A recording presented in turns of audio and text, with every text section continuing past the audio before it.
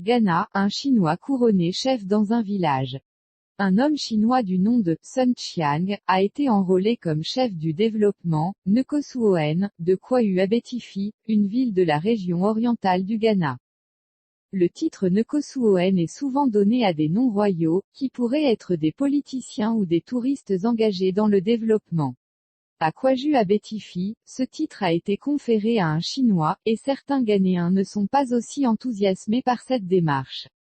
Selon la coutume, Sun Qiang, après son enrôlement, a reçu un nom de tabouret traditionnel, Barima Kofi Ayebofo. Le nom Ayebofo au Ghana signifie littéralement « celui qui a fait quelque chose pour le bien des autres ». Un grand durbar a eu lieu samedi au palais Kwahu Abetifi pour dévoiler officiellement Sun Qiang en tant que Nkosuoen nouvellement enrôlé de la zone traditionnelle. Des photos aperçues sur les réseaux sociaux montrent que Sun Qiang est porté à hauteur d'épaule par des jeunes hommes d'Abetifi. Le titre Nkosuoen a été créé en 1985 par Feu Azantéenne, Otumfuo Opoku OR2, comme catalyseur du développement à Kumasi, capitale de la région Ashanti du Ghana, et au-delà, selon Georges Monsieur. Bob Milliard dans le livre Chieftaincy, Diaspora et Développement, l'institution de Nkosuoen au Ghana.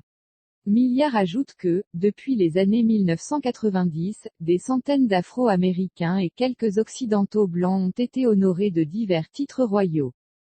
Fondamentalement, ce n'est pas la première fois qu'un étranger se voit attribuer un tel titre, cependant, la sélection d'un Chinois est toujours mitigée pour plusieurs personnes, car les Chinois sont accusés de s'emparer lentement du continent. La Chine se décrit comme un ami de l'Afrique car elle offre stratégiquement un coup de main dans le développement des infrastructures du continent tout en se positionnant comme une superpuissance mondiale.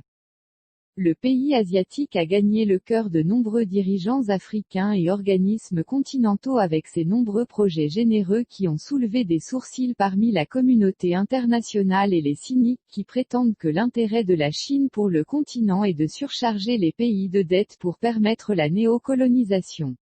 Entre autres, la Chine a construit le siège de l'Union africaine de 200 millions de dollars à Addis Abeba, en Éthiopie, en 2012, sans frais pour l'organisme continental. La Chine a récemment offert 6 millions de dollars à l'Éthiopie pour lancer son premier satellite dans l'espace en septembre 2019. Elle offrira également une formation avant le lancement du satellite qui se fera depuis la Chine.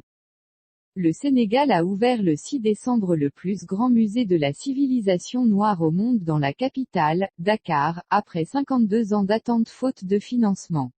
La Chine a donné 34,6 millions de dollars pour que le rêve du premier président du pays, Léopold Sédar Senghor, se réalise. Ces dernières années, la Chine a fait d'énormes investissements au Kenya, comme le nouveau chemin de fer reliant la capitale du Kenya, Nairobi, à la côte.